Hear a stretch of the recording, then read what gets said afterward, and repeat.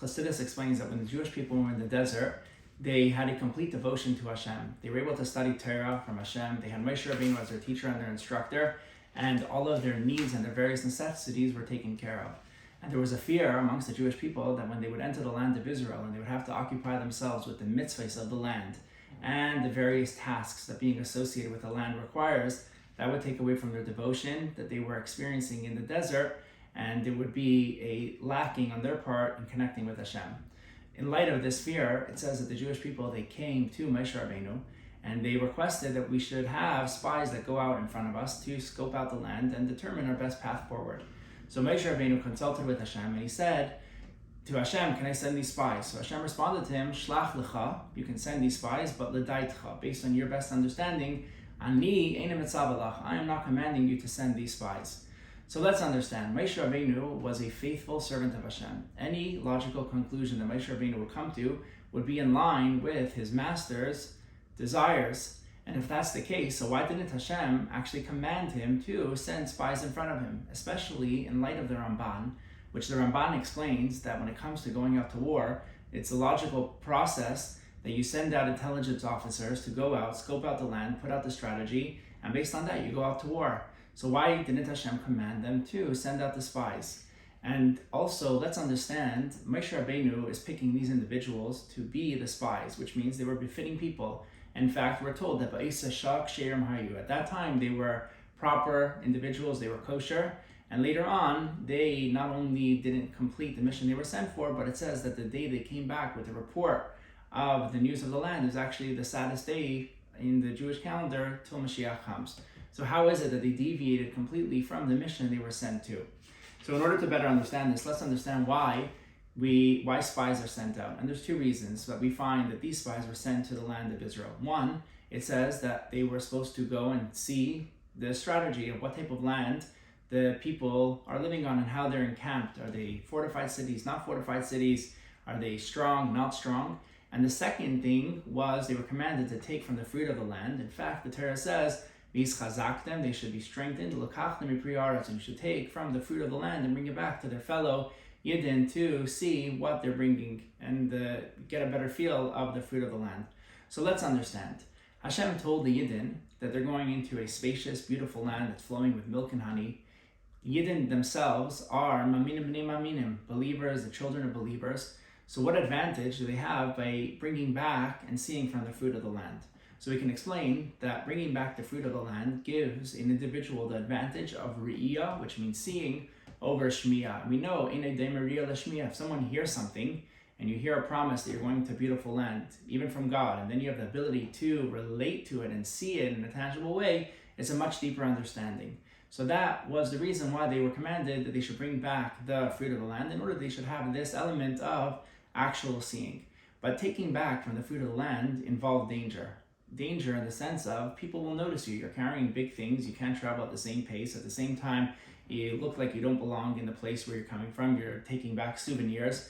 So you're endangering the mission itself. So what was so important about this element of Re'iyah that Moshe Rabbeinu told the Yidden that you should take from these fruit of the land and bring it back to your fellow Yidden? So we can understand this based on the idea of Nasa and Ishma. The prerequisite to serving Hashem, we find by Matan Torah, was the Yidden, they said Nasa will do, and then Nishma.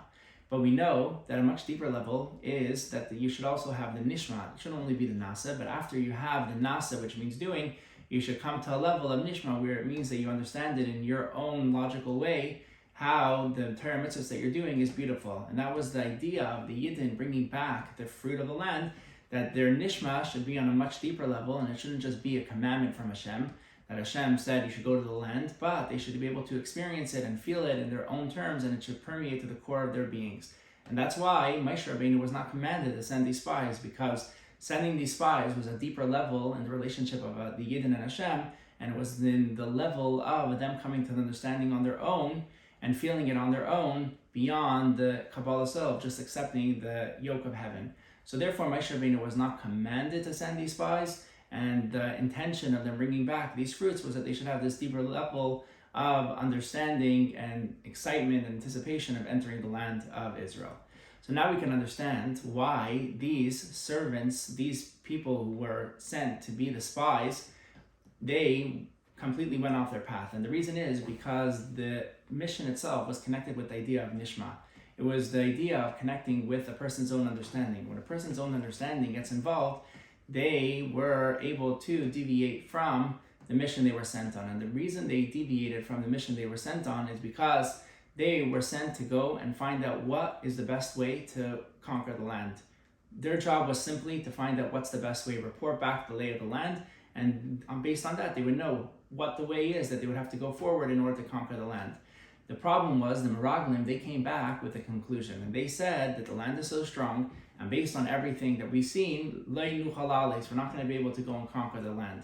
They were never sent to come to that conclusion of whether they can conquer the land or not. Their job was simply to report back what the best way is. Now that they came back and they said if, once they started adding the if, that's where their mistake was, and that's what caused that the day should be such a sad day, and the Jewish people ended up staying in the desert, and it took a long time till they were able to enter the land, and multiple things resulted based on that. So what's the lesson for us? The lesson for us is that the parsha itself is called Shelach. Shelach means shlichus, means being sent. And every Yid has to remember always that he's a messenger of Hashem, and he's connected with the Moshe Rabbeinu.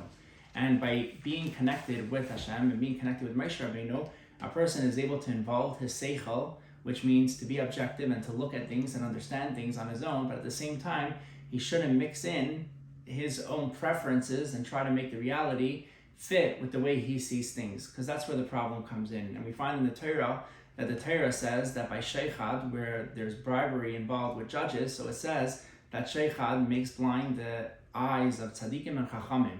Now Torah calls these people who will be blinded by sheichad, chachamim and tzaddikim. They're righteous individuals, they're smart individuals, but the problem is, it's not only about money, but once you start putting in your own interests, it's hard to tell how far off the path a person's going to go because he starts involving himself.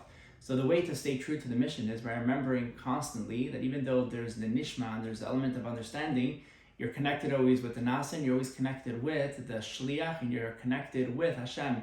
By being connected with the Moshe Rabbeinu, which is the attribute of MS, which is Torah, a person is able to completely be involved in the shlichus and the mission he has in this world, but not to go off the proper path. And not only does a person not go off the proper path, but in fact, we not only get the blessing of inheriting the land, but we get the blessing that it says when Mashiach comes, that Hashem is going to add to the land the other places that Eretz Yisrael is going to be included of and expand to.